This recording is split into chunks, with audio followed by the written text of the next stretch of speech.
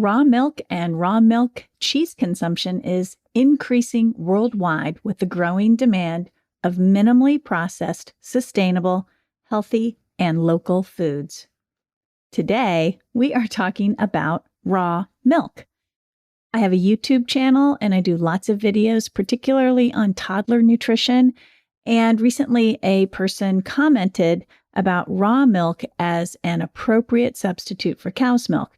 And so that is why we are tackling raw milk today. I want to dig into this and walk you through some of the considerations if you are thinking about offering raw milk to your children. Welcome to the Nourished Child Podcast, a show about childhood nutrition, feeding kids, and dealing with the ups and downs of growing a healthy child. Here's your host, registered dietitian and childhood nutrition expert, Jill Castle. Hey friends, I'm Jill Castle, a pediatric dietitian, mom to 4 kids, and host of this podcast. I started this podcast in 2016 as a way to help families and healthcare professionals learn more about nutrition and feeding kids.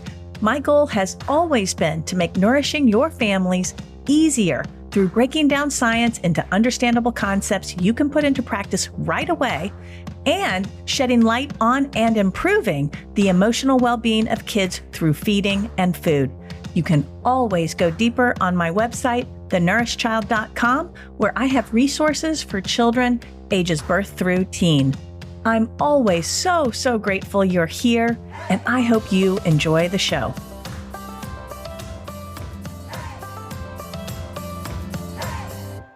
Hey everyone, welcome back to the Nourished Child Podcast. I'm Jill Castle, your host, and today we are talking about raw milk. Is it safe for kids? Is it quite fine? Is using fresh milk, fresh from the farm, the way to go? I have a couple of perspectives about this, and so I wanted to talk about that with you today. Before we begin, though, I do have a few announcements. Please ask your questions. I have a microphone on my website set up so it is super easy for you to do so. All you have to do is go to thenourishedchild.com, go to the podcast tab, and just scroll down. You'll see a microphone, cartoonish type thing with a box. You just click on the mic and ask your questions in your own voice.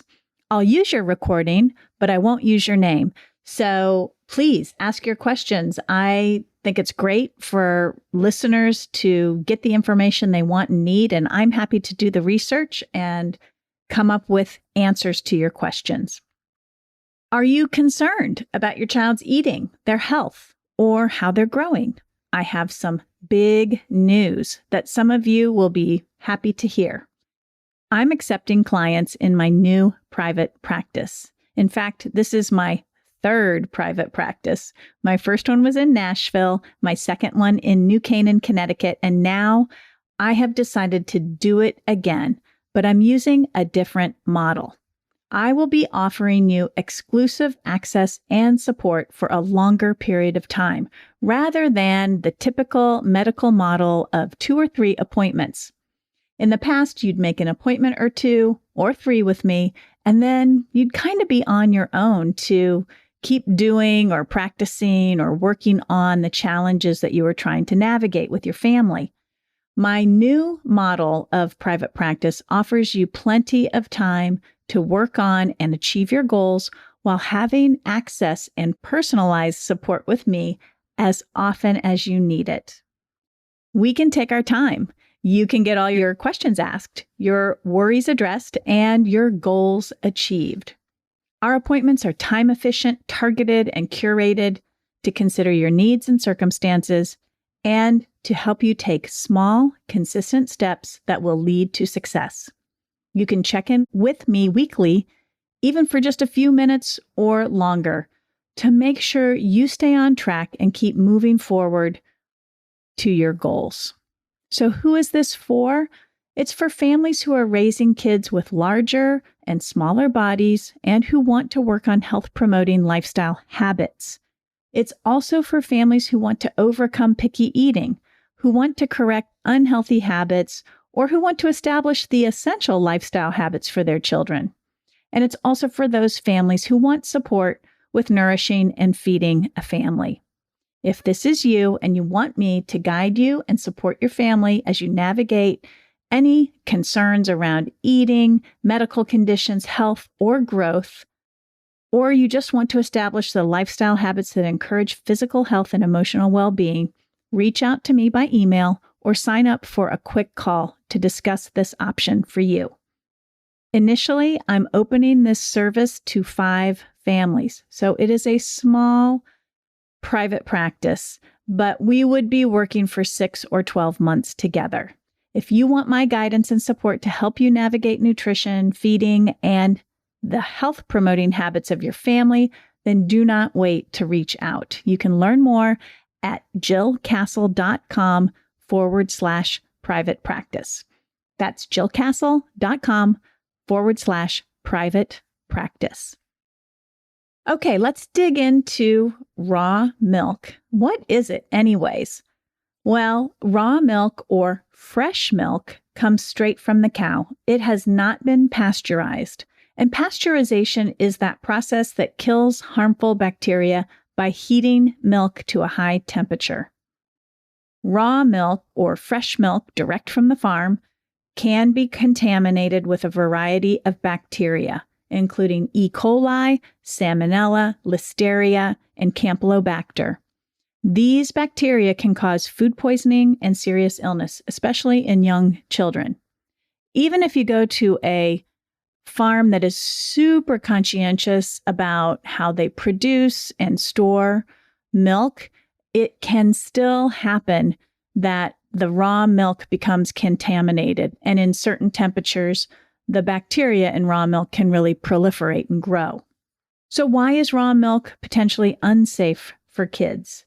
Well, it's mostly because children are more vulnerable to foodborne illness than adults because their immune systems are not as well developed. In fact, there are studies that show that children under the age of 5 are particularly vulnerable to any foods that are raw or potentially contaminated with bacteria. And as a clinical pediatric dietitian in my very early years of being a pediatric dietitian, I worked in hospitals and had the unfortunate experience of taking care of children who had consumed raw meat, who had gotten very sick from consuming raw milk and other raw foods, and who were, seriously ill. And unfortunately, some of those children did not recover from the foodborne illness.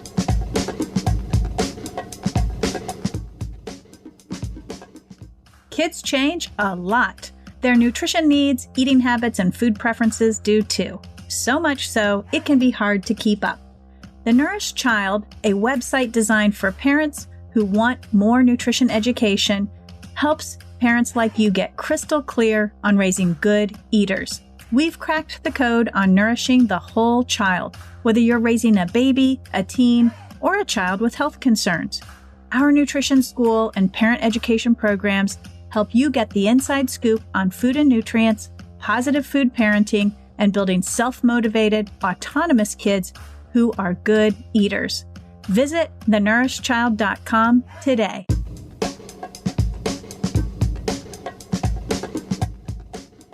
In the United States, the Food and Drug Administration, or the FDA, recommends that children avoid drinking raw milk. Centers for Disease Control also recommend that children and adults avoid raw milk.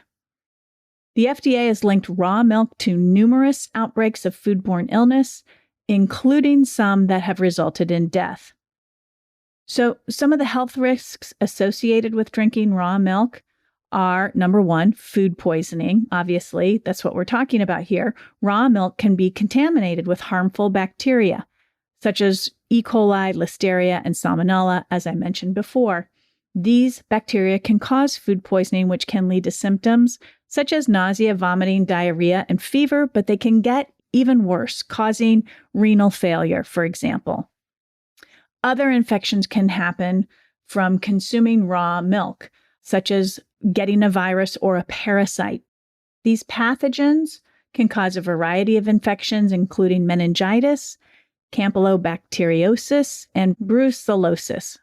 And then, of course, some people do have allergic reactions to raw milk.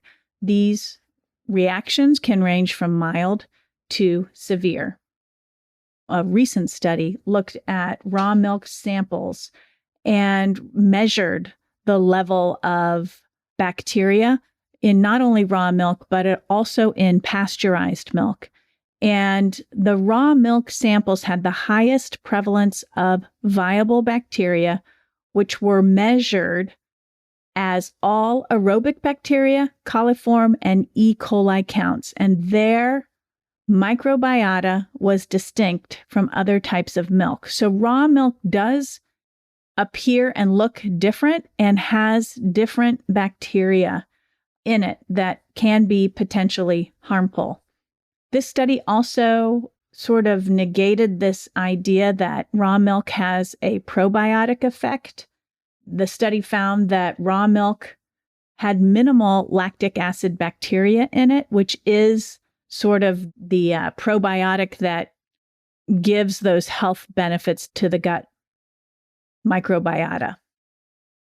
Some people will say that there are benefits of drinking raw milk, and they will talk about improved digestion. They will say that raw milk contains enzymes that help break down food, which can improve digestion and reduce symptoms of lactose intolerance.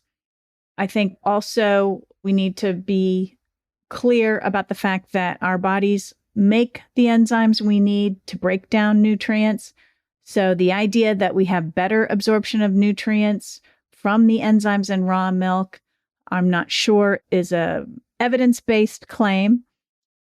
There's also some thoughts around increased immunity when you consume raw milk due to the beneficial bacteria that can help boost the immune system and protect against infection.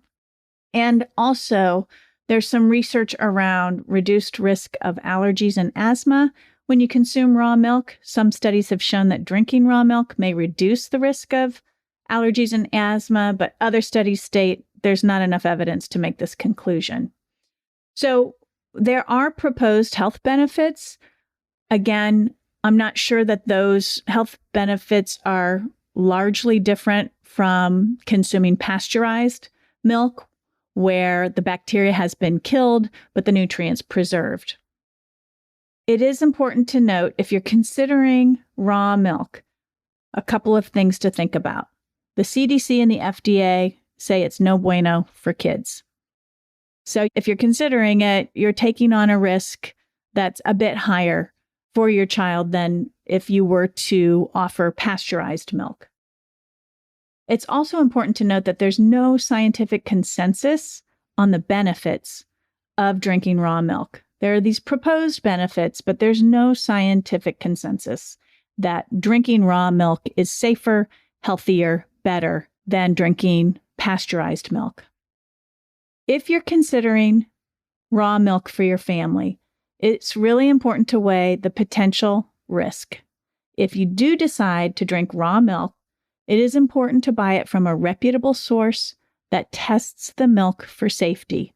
But also, it's important that you store it and you transport it to your home in a way that preserves the safety of that milk. And so if you do have a relationship with a farmer whereby you're getting fresh milk from them, make sure you understand what you need to do on your end to make sure your children are safe and at a lower risk for any kind of foodborne illness that may come from raw milk. And I just want to end with a couple of things. A quote from epidemiologist Gideon Meyrowitz-Katz. She says, quote, "The thing about raw milk is that there is a fairly large risk and only vague theorized benefits. Despite making up a tiny fraction of milk sales in the U.S., raw milk causes the majority of milk-associated outbreaks in the country.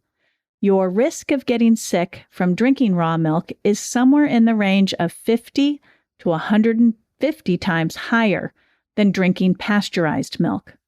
And to just sum this up, I will link to a really good article about raw milk safety from foodsafetynews.com. I'll link that up in the show notes over at thenourishedchild.com if you want to read more about that.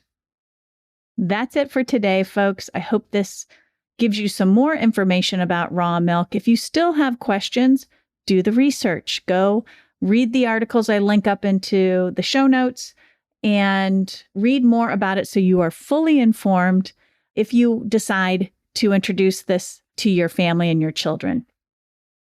So I hope you all are having a great week. I'll talk to you next time. Before I leave, make sure today you give that child of yours a loving squeeze. Bye for now. Thanks for listening to the Nourished Child Podcast, where the #1 goal is to help you grow a nourished child inside and out.